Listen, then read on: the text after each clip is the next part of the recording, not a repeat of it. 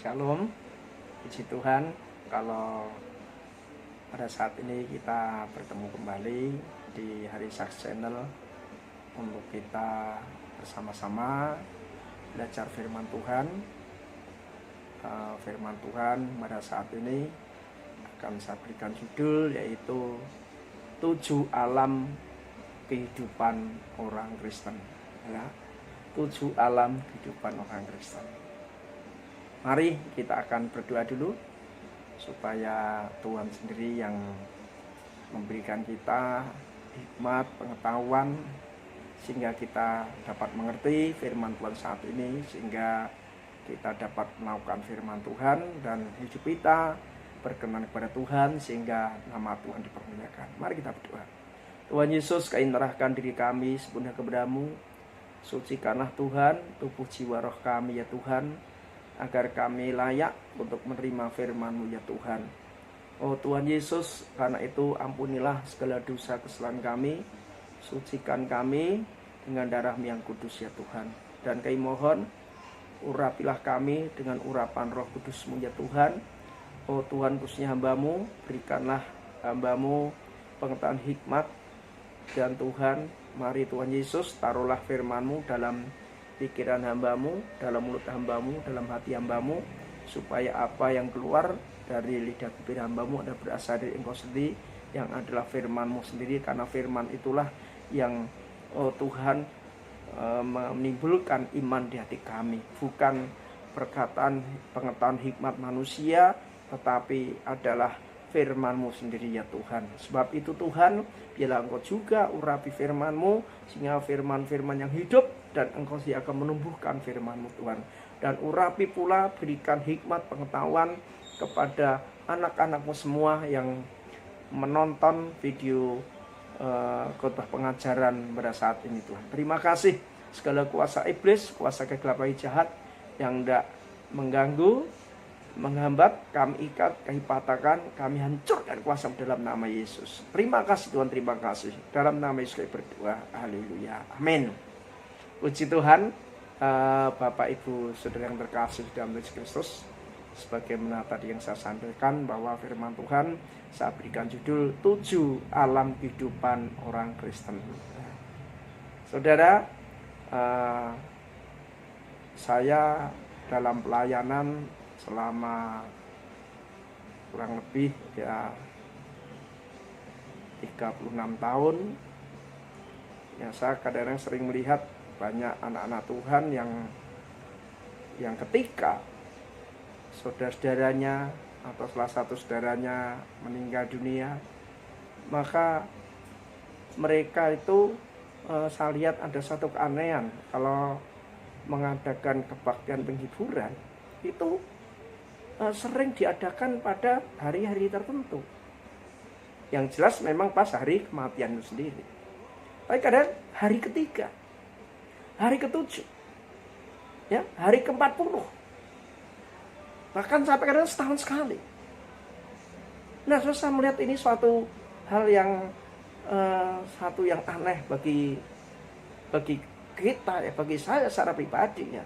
Kenapa kok harus tanggal-tanggal pada hari-hari tertentu, saudara? Ya, padahal tidak seperti itu. Ya, seringkali saya juga melihat juga kadang-kadang misalnya suami atau istri yang ditanggalkan pasangan hidupnya, ya, setelah lama dia menikah, masih juga dia ngadakan ibadah penghiburan, ya. Maksudnya apa, saudara? Ya, bukankah kalau sudah punya pasangan hidup, tentunya hatinya sudah mendapatkan penghati hiburan. Kenapa ada hiburan lagi? Jika boleh saya ambil satu asumsi, ya, bahwa masih ada orang seperti itu masih terikat, ya, oleh tradisi-tradisi, ya, di mana ibadah penghiburan itu sepertinya kok ganti kayak selamatan aja, ya, selamatan untuk orang mati hari pertama, ketiga, ke-7, ke-40 dan seterusnya, saudara, ya. Nah, sehingga kalau kita telusuri selamatan, orang selamatan tuh biar selamat yang meninggal itu, ya. Padahal di dalam Tuhan, orang yang percaya Tuhan Yesus pasti selamat, saudara. Nah, kenapa orang beri seperti itu? Karena mereka tidak tahu, ya, di mana dan apa yang terjadi ketika orang Kristen itu meninggal dalam Tuhan, saudara.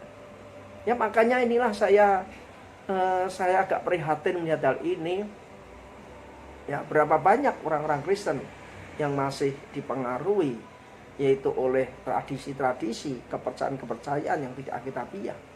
Karena itulah saya mau menyampaikan firman Tuhan yaitu yang berjudul 7 alam kehidupan orang Kristen. Artinya bahwa orang Kristen itu ya tinggalnya, alamnya itu ada di 7 tempat nantinya. Nah, apa itu? Makanya mari kita pelajarikan hal ini.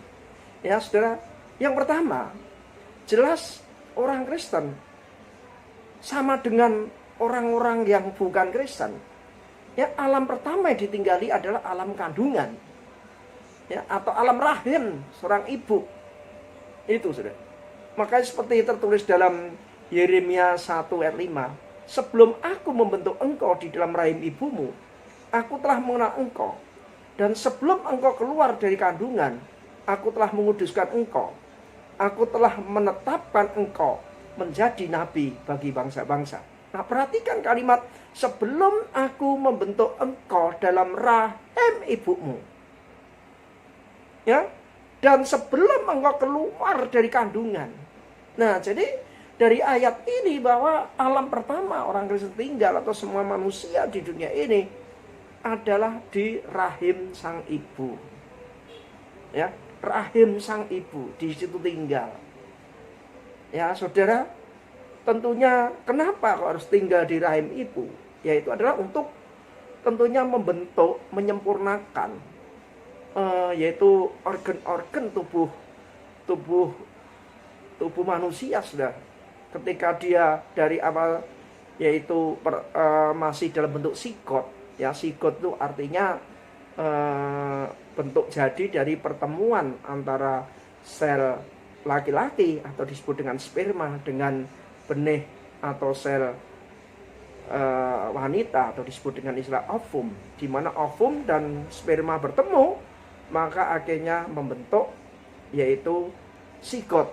Nah, dari inilah artinya Tuhan membentuk dalam rahim ibu. Artinya itulah dengan kalian sebenarnya sudah menjadi manusia.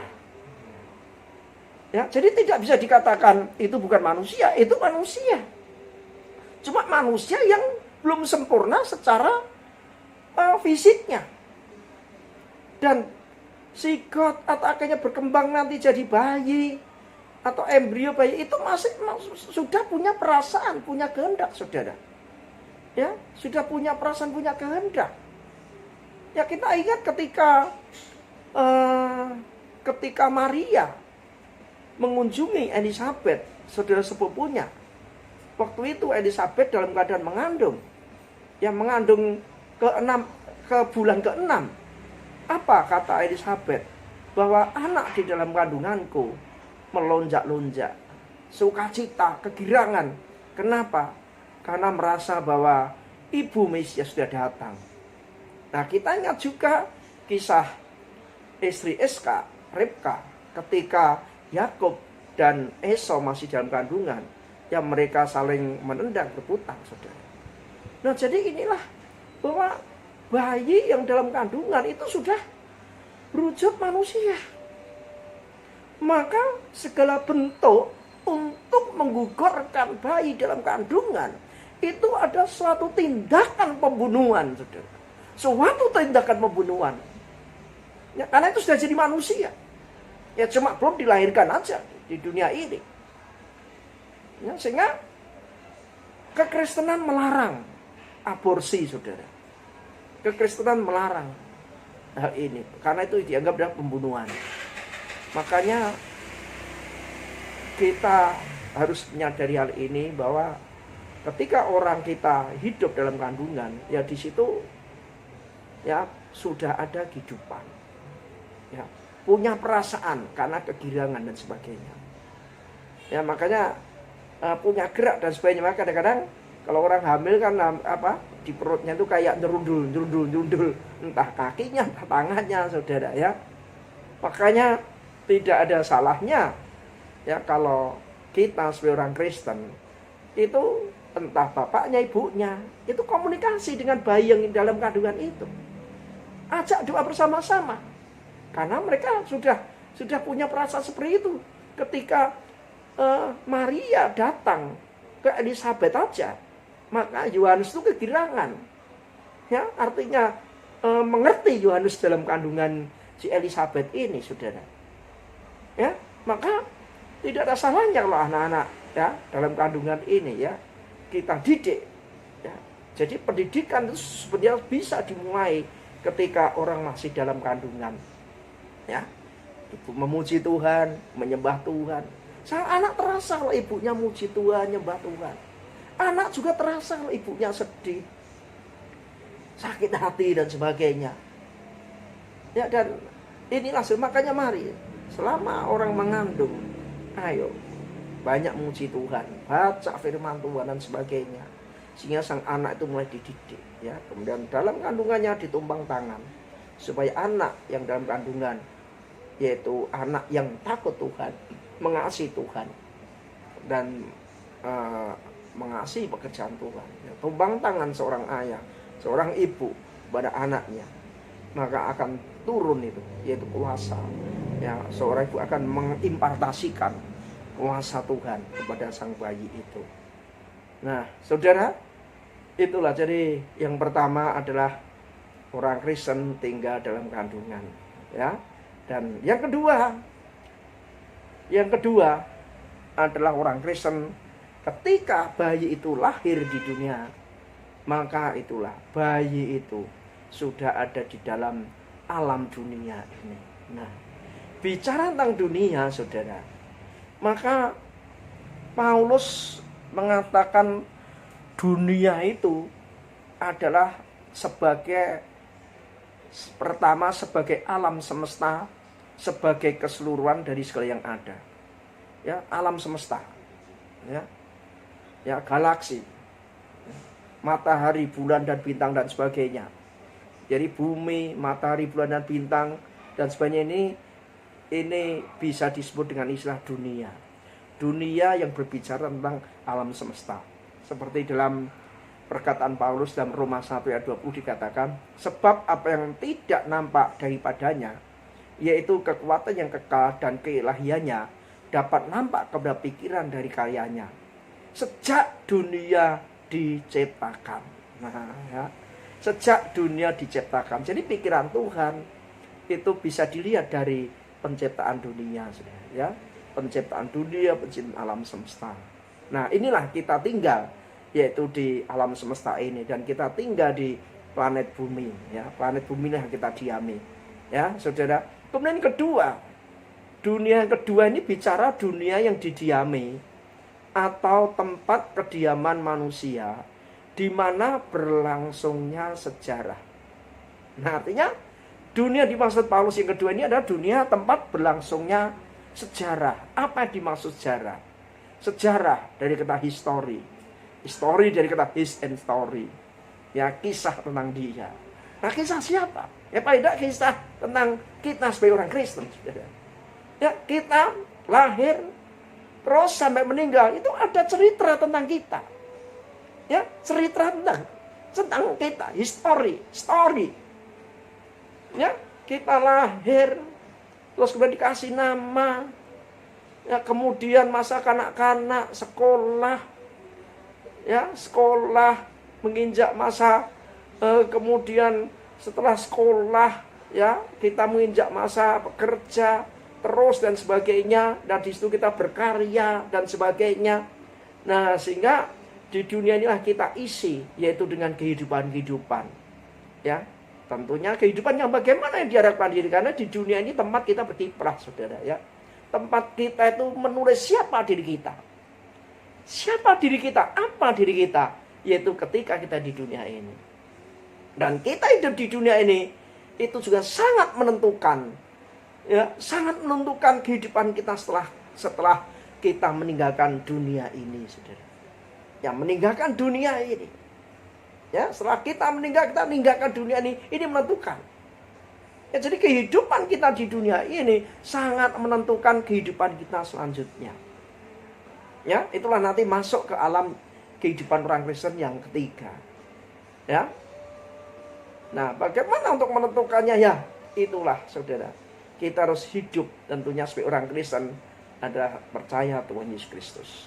Ya, dengan kita percaya kepada Tuhan Yesus, maka kita memperoleh kehidupan kekal.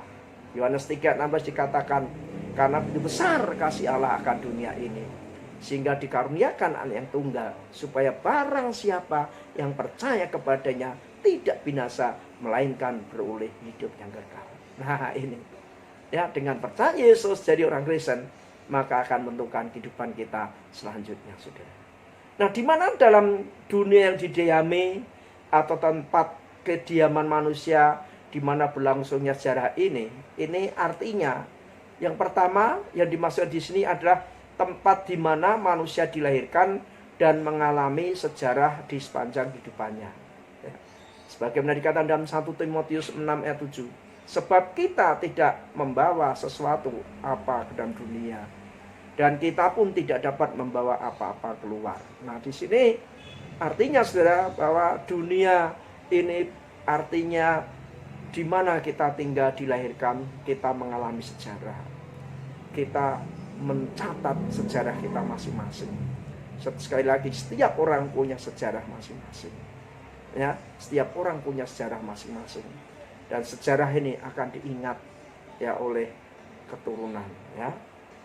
Kemudian yang kedua, istilah dunia sebagai tempat berlangsungnya sejarah punya arti adalah tempat orang-orang percaya yang masih bercampur baur dengan orang-orang jahat.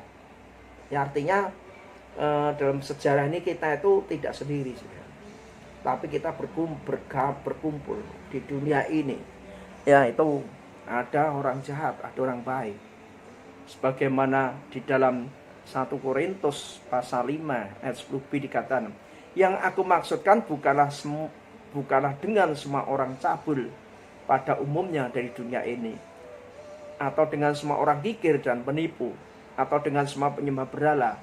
Karena jika demikian, kamu harus meninggalkan dunia ini. Nah, jadi kalau kita lihat di sini, kita itu ya dalam membentuk sejarah kita masing-masing, ya dalam tindakan kita, ya itu banyak faktor yang mempengaruhi. Ada interaksi sosial dan kita ini juga hidup bareng-bareng ya dengan orang-orang dunia ini, orang-orang dunia, ada orang jahat, orang cabul, penyembah berhala dan sebagainya, saudara. Maka kita perlu hati-hati dalam mensikapi hal ini. Ya, jangan sampai kita terpengaruh. Ya, kita pertahankan yaitu ya identitas kekristenan yang berkasih, penuh suci, ikut Tuhan, saudara. Ya, yang ketiga adalah dunia yang diwariskan kepada keturunan Abraham. Ya, artinya di mana di dunia kita bikin sejarah ini, ya kita bikin sejarah ini, ya ada dunia yang diwariskan oleh Tuhan kepada Abraham dan kita sebagai ahli warisnya. Seperti Roma 4 ayat 13 dikatakan, sebab bukan karena hukum Taurat adalah diberikan janji kepada Abraham dan keturunannya bahwa ia akan memiliki dunia, tetapi karena kebenaran berdasarkan iman. Nah, ini Abraham akan punya dunia. Ya, dunia orang beriman. Nah, kita inilah tinggal dalam dunia orang beriman. Ya, dunia orang percaya. Dunia yang punya Tuhan. Dunia yang mengerti firman Tuhan. Dunia yang melakukan firman Tuhan. Ya, sudah. Kemudian yang keempat, saudara.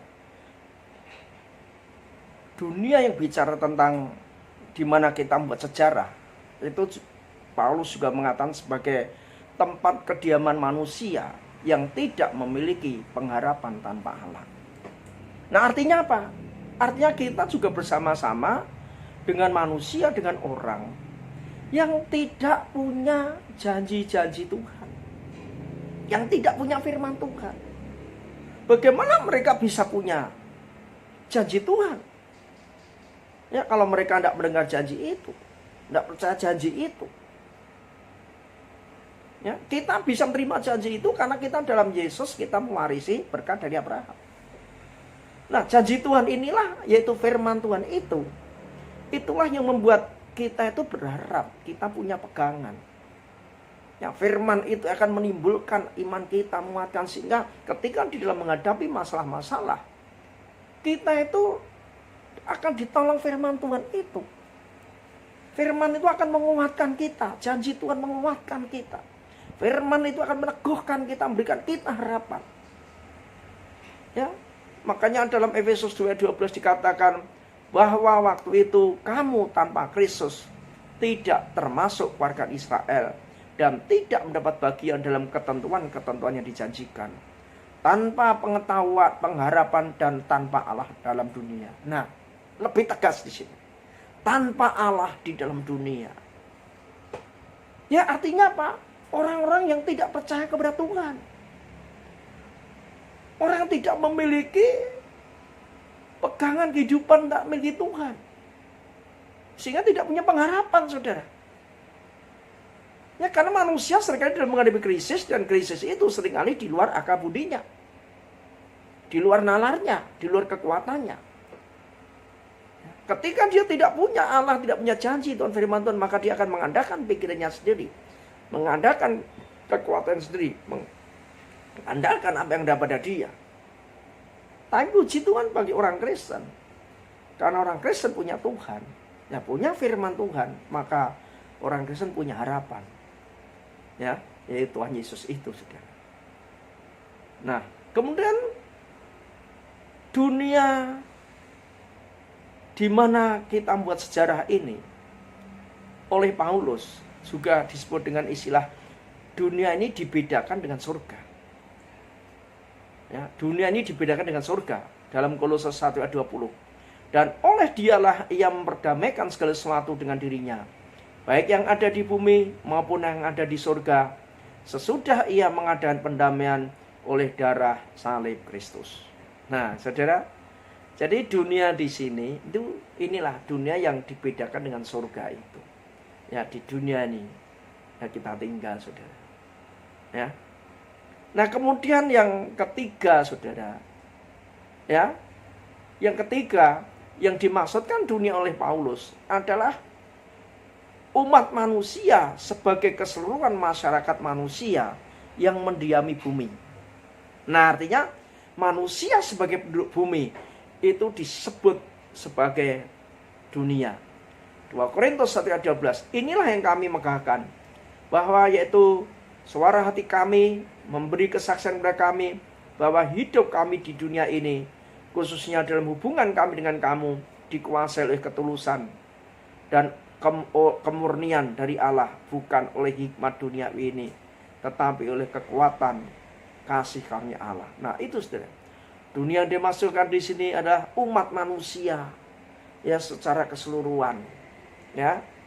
Jadi artinya secara keseluruhan itu juga orang percaya dan tidak percaya, orang punya Tuhan, tidak punya Tuhan. Ini disebut dunia. Jadi dunia di sini menunjuk kepada seluruh manusia yang tinggal di bumi.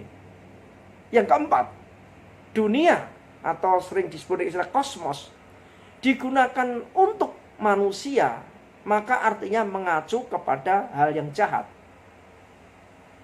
Ya.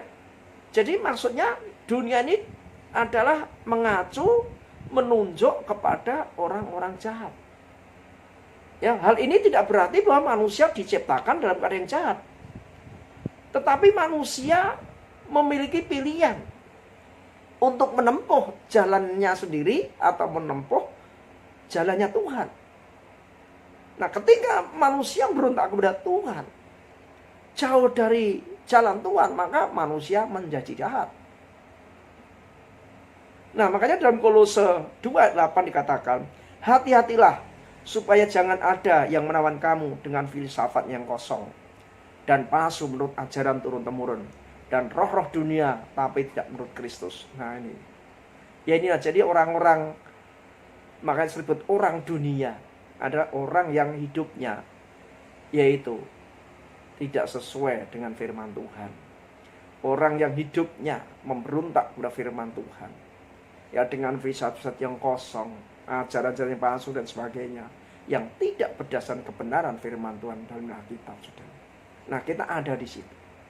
Nah, disinilah ya kita mengalami ya benturan-benturan, gesekan-gesekan dengan pandangan-pandangan itu, saudara. Ya, jadi orang Kristen tinggal di dalam dunia yang banyak paham seperti ini. Ya, bahkan paham ini banyak sekali, saudara, di dunia ini. Ya, manusia mencari jalan sendiri, ya. Ya, filsafat-filsafat yang mencintai kebajikan, kebijaksanaan. Mereka berusaha menemukan kebenaran.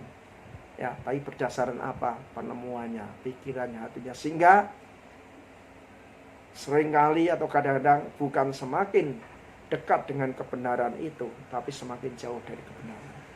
Sehingga memunculkanlah yaitu filsafat-filsafat yang boleh dikatakan menjurus kepada tidak percaya pada Tuhan, seperti rasionalisme yang mengatakan kebenaran itu adalah kalau sesuatu itu masuk akal.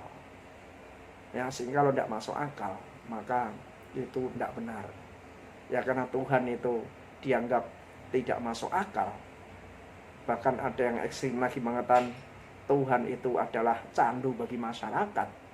Artinya Tuhan dengan segala janjinya memberikan pengaruh-pengaruh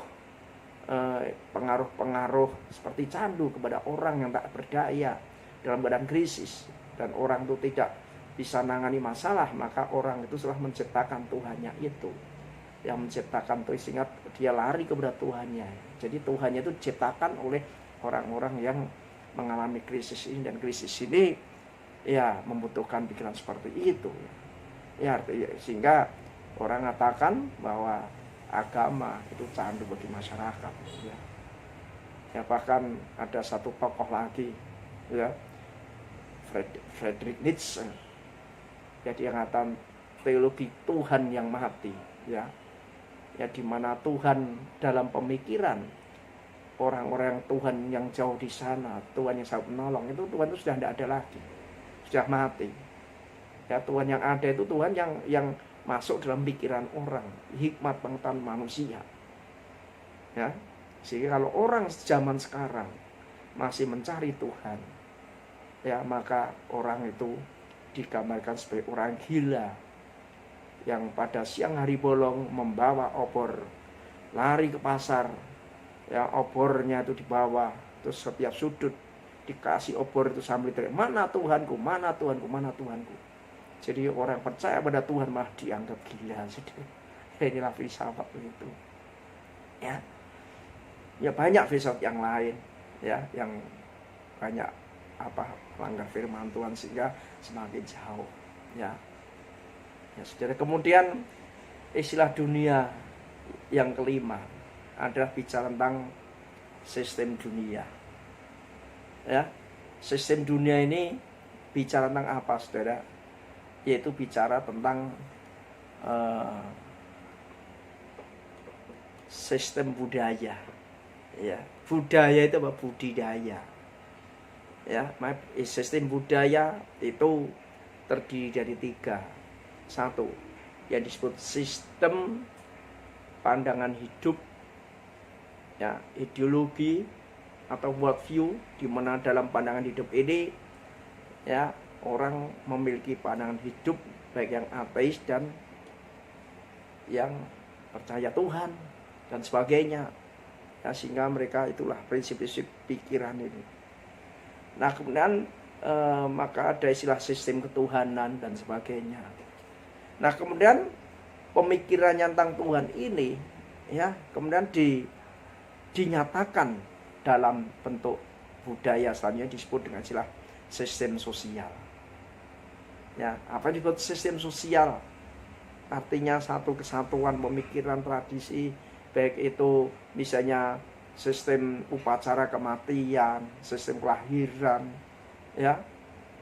Itulah sistem sistem mata pencaharian, ya, sistem pendidikan, sistem ekonomi dan politik macam-macam. Nah, di situ ada di situ, saudara. Ini disebut masuk dalam sistem sosial, saudara. Artinya sistem yang menghubungkan antara satu manusia dengan manusia yang lain. Karena manusia tidak bisa sendiri, maka ini dibuat sistem agar teratur. Nah, kemudian sistem sosial ini ya akhirnya dinyatakan lagi dengan apa yang disebut dengan istilah budaya fisik. Ya, budaya fisik temuan. Artinya instrumen untuk memudahkan sistem sosial itu. Misalnya mata pencaharian, kan perlu alat. Mata pencahariannya apa? Oh, mata pencahariannya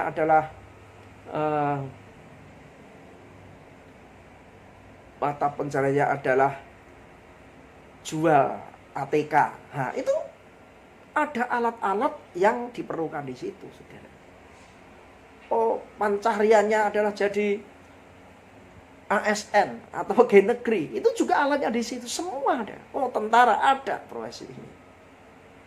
Nah, dengan juga dengan sistem tradisi, wah itu juga banyak sekali dalam melahirkan, ya, bahwa bayi dalam kandungan tuh ada istilah mitoni macam-macam, saudara. Ya, macam-macam, belum nanti kematian, belum ini. Nah, itu punya tradisi masing-masing. Nah, itulah disebut sistem budaya, saudara. Itu yang disebut sistem budaya oleh Paulus. Nah, inilah dunia itu.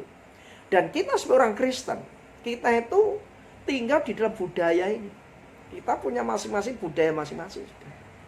Dan kita kadang-kadang sangat punya hubungan yang erat sekali dengan budaya kita sebagai satu suku. Kalau saya misalnya suku Jawa, ada suku yang lain, ya. Dan dalam suku-suku ini punya cara masing-masing, saudara. Ya. Nah, di mana dalam menghadapi budaya ini, maka kita juga harus berhikmat, saudara. Berhikmat dalam menghadapi budaya ini, karena budaya itu netral. Ya, apalagi sekarang berkembang adanya budaya modern. Ada budaya tradisional, arti yang diwariskan, ya, dari keturunan ke keturunan, dari generasi ke generasi. Tapi ada budaya modern, ya, dengan adanya penemuan-penemuan dan sebagainya. Namun alat budaya itu, ya, alat budaya fisik itu pada prinsipnya netral, saudara. Ya, dimana sistem sosial kita ada di sistem sosial ini. Misalnya ada tetangga meninggal, bagaimana sikap kita di sana? Atau saudara kita yang berlainan agama meninggal dunia, atau masalah ini gimana? Nah, maka dalam menghadapi budaya ini ada 3 sikap yang biasa terjadi. Sikap yang pertama adalah sikap bahwa kekristenan harus mengatasi budaya. Ya, artinya apa? Artinya bahwa ini artinya bahwa kekristenan itu, budaya itu harus tunduk kepada kekristenan, saudara. Nah, pada kekristenan, sehingga timbul satu pemikiran budaya Kristen. Apa ada budaya Kristen? Enggak ada, saudara. Kristen itu tidak punya budaya. Ya, jadi ada orang bisa seperti itu, kalau meninggal dunia harus pakai jas. Nah, saudara, kalau kita ingat, ya, pada zaman Yesus orang meninggal itu pakai kain kafan.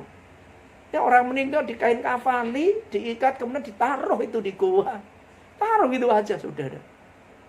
Nah, apakah terus budaya yang ini kita adopsi? Wah, kalau gitu orang Kristen harus di kain kafan terus kemudian dimasukkan ke tempat luas gua gitu. Ya, kan lucu.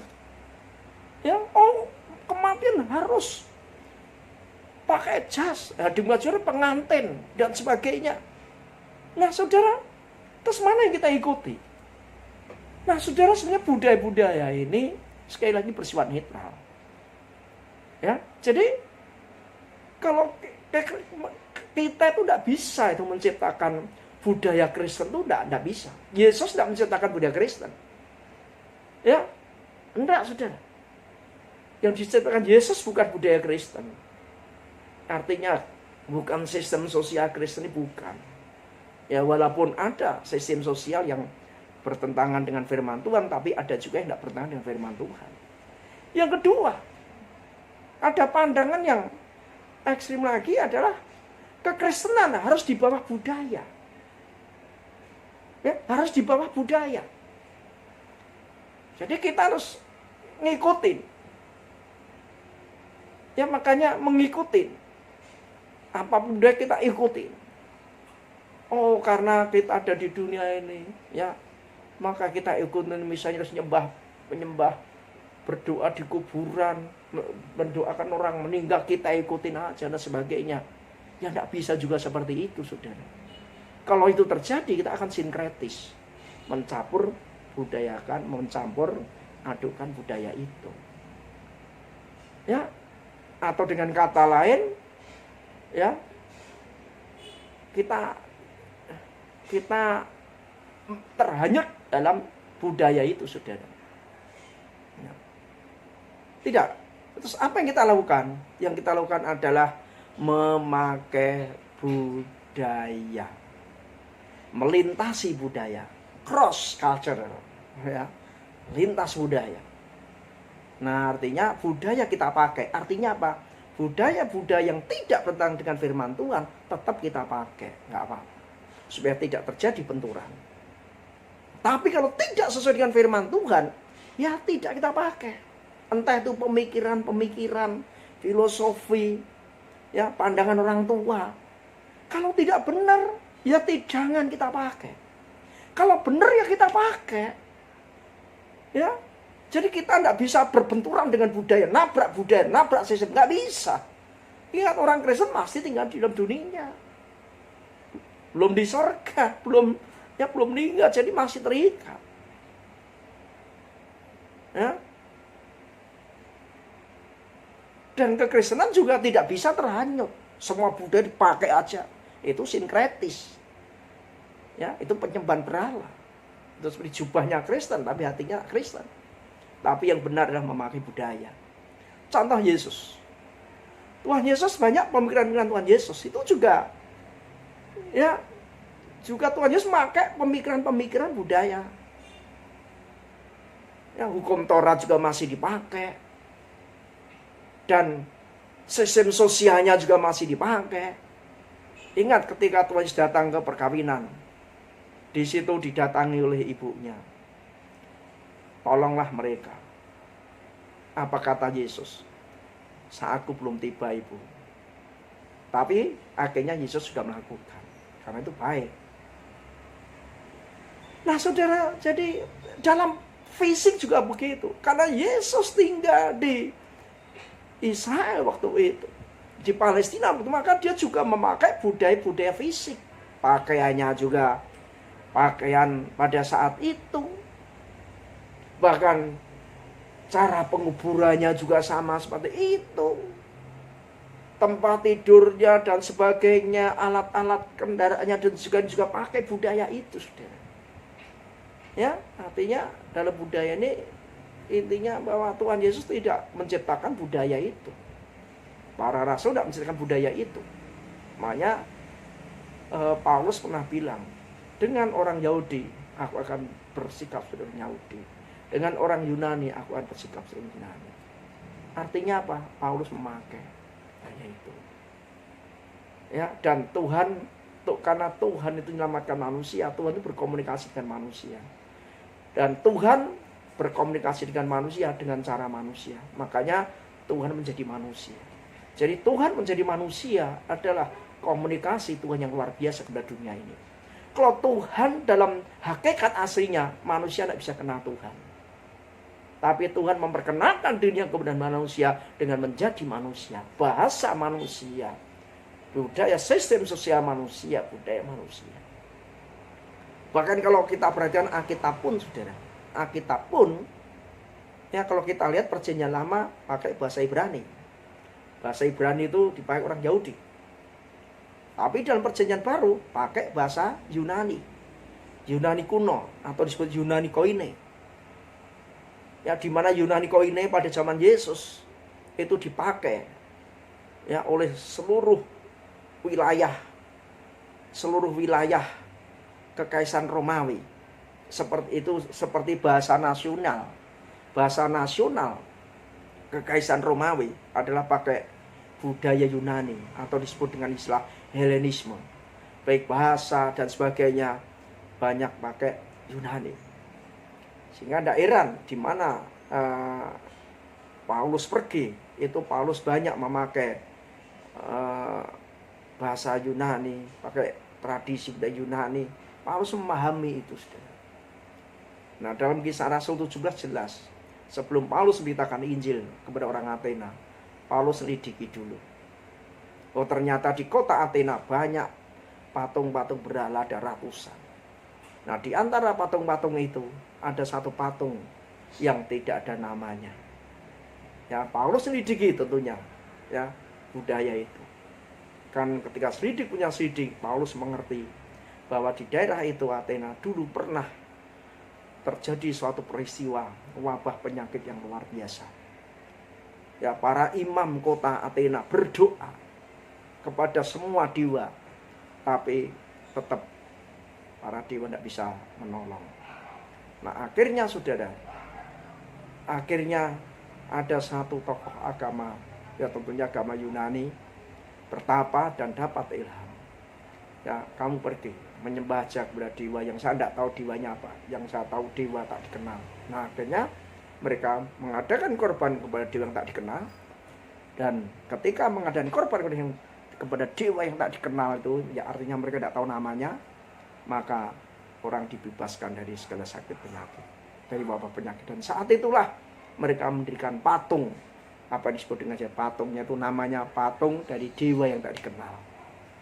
Ya. Nah, ini Paulus memakai itu. Kemudian dari konsep dewa yang tak dikenal, Paulus bilang, aku memperkenalkan kamu siapa dewa yang tak dikenal ini. Ya, Paulus cerita bla bla bla bla, akhirnya menunjuk pada Yesus. Dan hasilnya banyak orang bertobat. Jadi Paulus memakai pola pikir, konsep sistem kepercayaan Yunani untuk menyampaikan Yesus. Nah, inilah disebut berkomunikasi lintas budaya. Atau orang istilah kontekstualisasi. Ya, tapi kontekstualisasi dipakai Paulus itu adalah kontekstualisasi yang bersifat bahwa budaya dipakai oleh Paulus untuk menyampaikan firman Tuhan. Bukan budaya masuk ke dalam kekristenan, mewarnai kekristenan jiwa, menjiwai, menyemai Kristus, bukan. Tapi budaya dipakai untuk menyampaikan firman Tuhan. Seperti sekarang ini kita pakai era digital, ya kita pakai digital, saudara, pakai media sosial, YouTube menyampaikan firman Tuhan dan sebagainya. Ya, jadi kita harus berhikmat dalam mengenai budaya ini supaya tidak terjadi benturan dengan masyarakat. Ya, karena ingat kita hidup itu yaitu di Indonesia ini khususnya, kita itu masyarakat bersifat plural, jamak. Tapi kita jangan terhanyut budaya mereka. Tapi kita juga jangan melawan budaya mereka dunia ini yang ada ini. Tapi kita memakai budaya untuk kemuliaan Tuhan, untuk menyampaikan firman Tuhan, dan kita hidup di dunia ini. Ya. Nah, ini penting sekali ya. Nah, itulah saudara dunia yang kita kenal, ya, di mana kita berada. Ya. Dunia di mana kita tinggal, kita hidup di dunia ini. Ya. Sekarang di dunia ini, untuk apa kita hidup di dunia ini? Paulus mengatakan hidup untuk Kristus, mati adalah keuntungan. Artinya saudara, selama kita hidup di dunia ini, mari tujuan hidup kita adalah untuk Kristus. Apa maknanya untuk Kristus? Memuliakan Tuhan.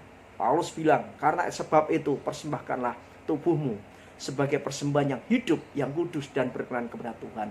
Itu adalah ibadahmu yang sejati. Ya, menurut Kristus, saudara.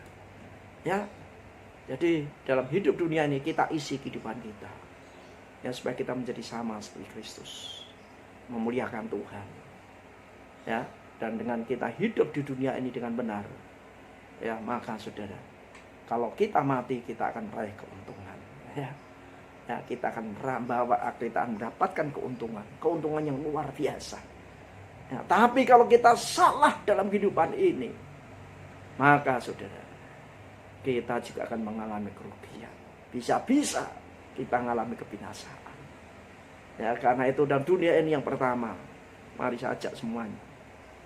Pada umumnya saja, ya, mari kita kuatkan, teguhkan iman kepercayaan kita kepada Yesus. Karena di luar Yesus tidak ada keselamatan.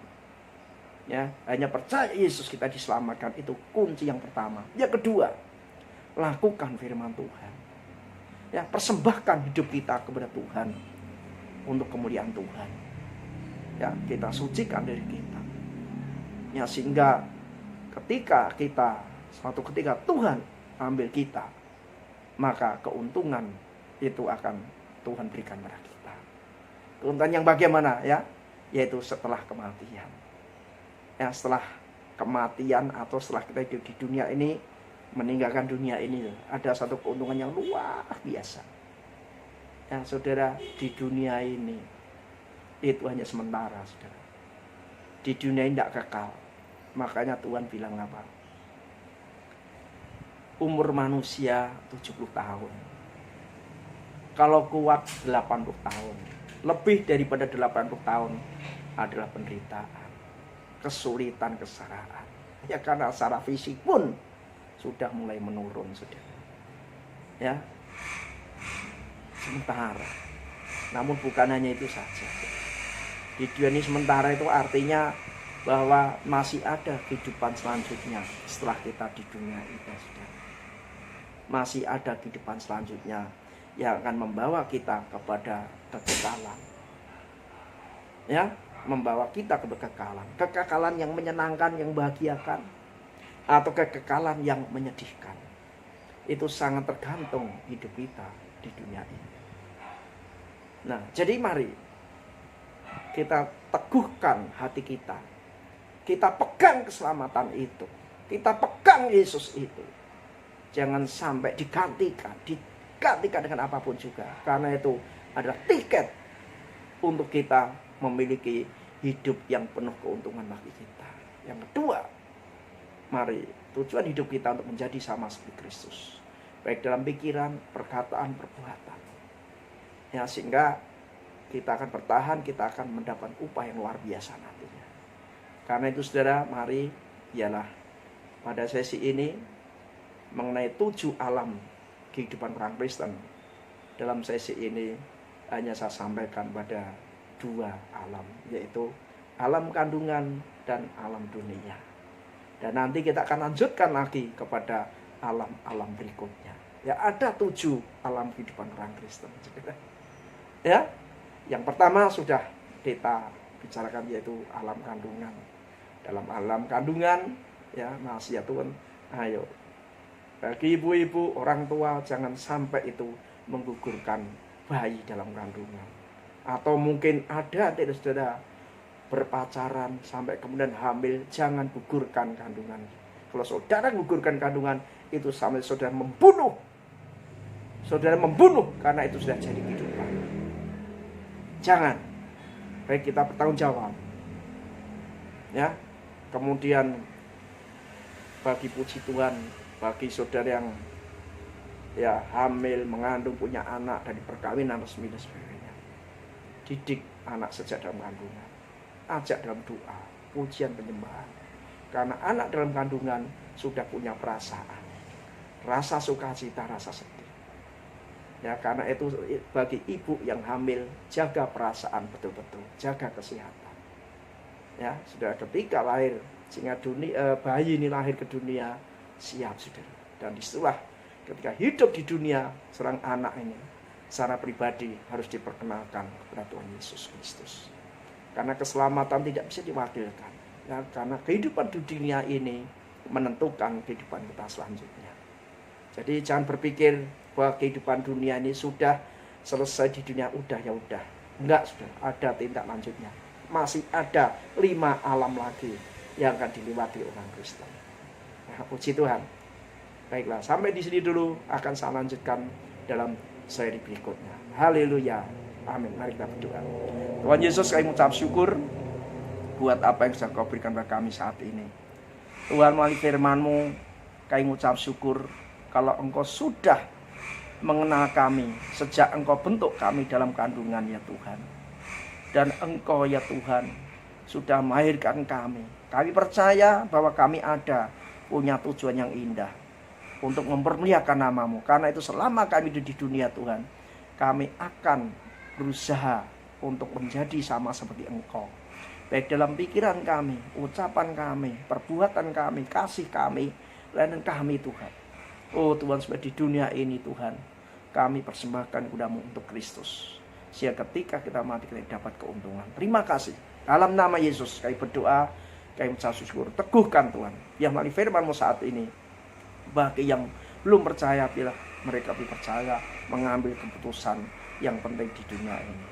Oh supaya nanti setelah meninggal, yaitu mereka menghadapi keuntungan. Karena kehidupan bukannya di dunia ini. Terima kasih. Dalam nama Yesus kami berdoa. Haleluya. Amin.